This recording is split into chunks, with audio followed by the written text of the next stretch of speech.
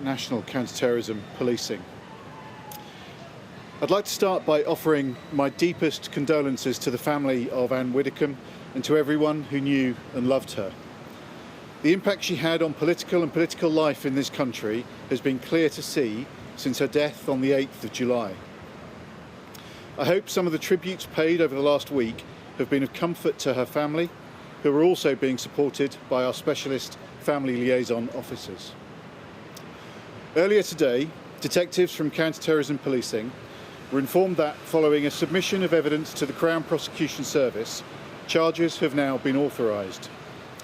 We have charged Joshua Kerry, a 28-year-old British national of Burley Road, Rotherham, South Yorkshire, with her murder.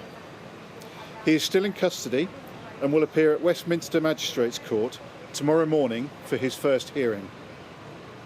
It remains the case that we are not looking for anyone else in connection with this incident. I know there has been significant interest in this case, and rightly so.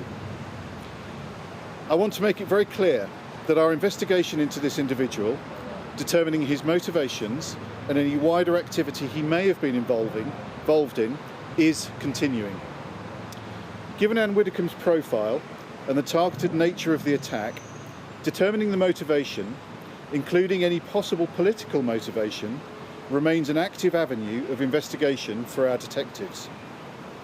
And as with all murder investigations, understanding the why is a key part of our inquiries. This has been and remains a particularly intensive and complex investigation. Over the last week, our teams have gathered a huge amount of information, leading to over 800 lines of inquiry. Each of those needs assessing carefully and thoroughly, and I ask that we are given the time to do that. Should counter-terrorism policing identify any further offences, we will liaise with the Crown Prosecution Service and submit evidence where appropriate. As always, to ensure the best outcome for victims and their families, we must do this right, not just quickly.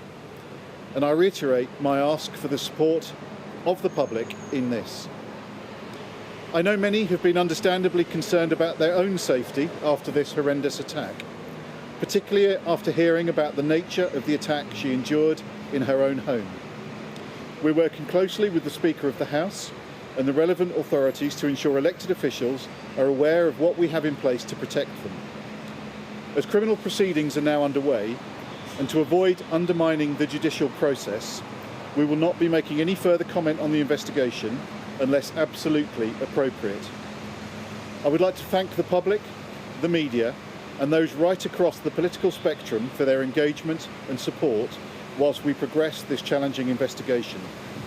I ask for patience as our teams do their work. Thank you for your support.